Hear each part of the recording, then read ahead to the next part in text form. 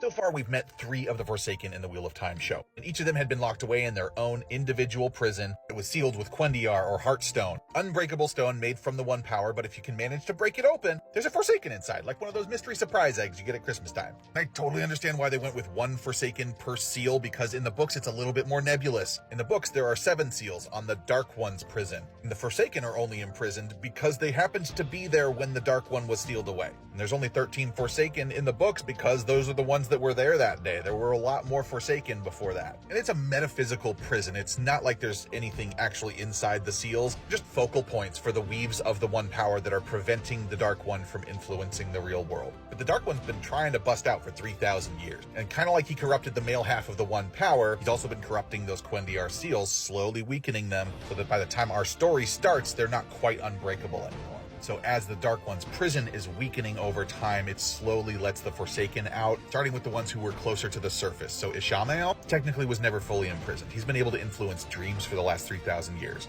Agenor and Balthamel, who we meet at the end of the Eye of the World, they were sealed very close to the surface, so they were still affected by the passage of time. So their bodies are all decayed and nasty. But the seals are all technically still intact. They're smaller in the books, by the way. And they just sort of slowly get broken throughout the series as the Dark One is breaking free. And as that's happening, the Forsaken are set loose. Like by book 5, all the Forsaken are out, but the Dark One's still in prison. Some of the seals are broken. And this is another one of those things where in the books, I really appreciate that nuance. It's an unintended consequence, and how it actually works and the rules of everything are a little unclear. But I do think if they tried to do it that way for TV, you might lose people because it is a little confusing. So in the show, we get 8 Forsaken imprisoned with 8 seals, which I'm fine with because a lot of the Forsaken in the books aren't doing a whole lot, and what they are doing could be done by other Forsaken. Like Agenor and Balthamel are introduced and then killed off, I think, within a chapter or 2. Let's spend that time giving more development to, like, Moghedien. So yeah, long story short, it's not really clear when each of the Forsaken is released in the books because each of them isn't tied directly to one of the seals, if that makes any sense. Hope that helps.